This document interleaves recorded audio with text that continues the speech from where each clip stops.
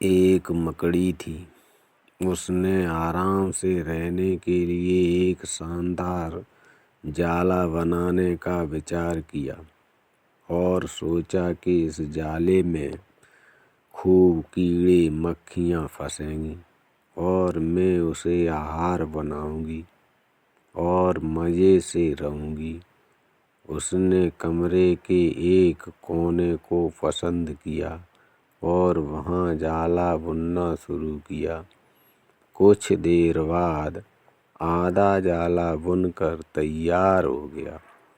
यह देखकर वह मकड़ी काफ़ी खुश हुई कि तभी अचानक उसकी नज़र एक बिल्ली पर पड़ी, जो उसे देखकर हंस रही थी। मकड़ी को गुस्सा आ गया और वह बिल्ली से बोली, हंस क्यों रही हो? हंसूं नहीं तो क्या करूं?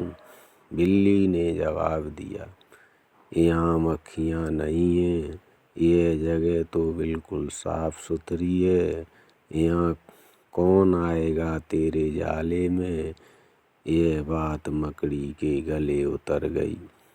उसने अच्छी सलाह के लिए बिल्ली को धन्यवाद दिया और जाला अधूरा छोड़कर दूसरी जगह तलाश करने लगी। उसने इधर उधर देखा। उसे एक खिड़की नजर आई और फिर उसमें जाला बुनना शुरू किया।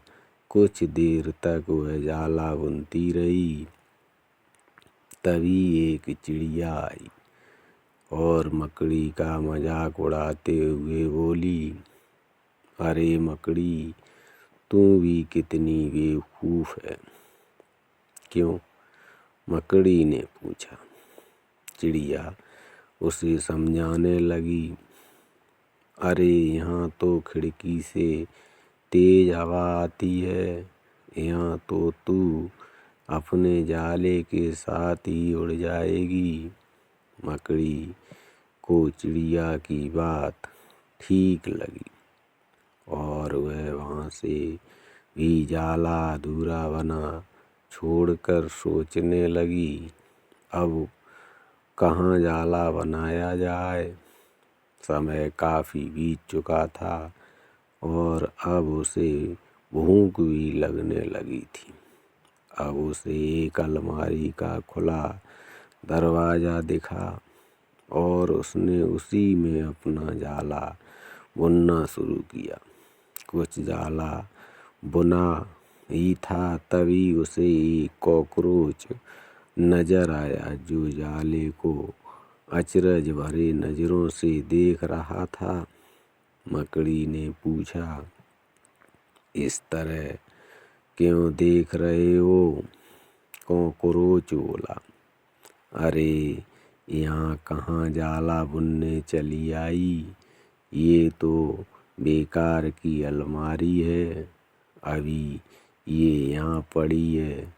कुछ दिनों के बाद इसे बेच दिया जाएगा और तुम्हारी सारी मेहनत बेकार चली जाएगी।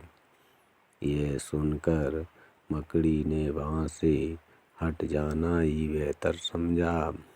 बार बार प्रयास करने से वह काफ़ी थक चुकी थी और उसके अंदर जाला बुनने की ताकत ही नहीं बची थी।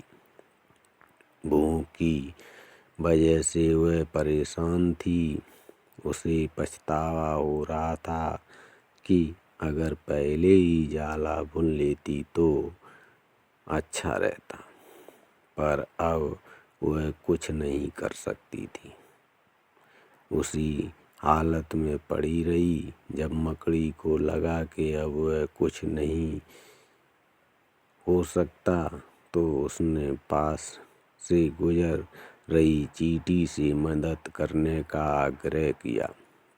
चींटी बोली, मैं बहुत देर से तुम्हें देख रही थी।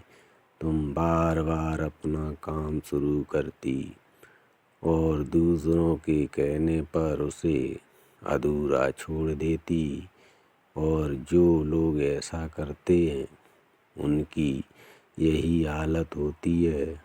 और ऐसा कहते हुए वह अपने रास्ते चली गई और मकड़ी पछताती हुई निढाल पड़ी रही। दोस्तों, हमारी जिंदगी में भी कई बार कुछ ऐसा ही होता है।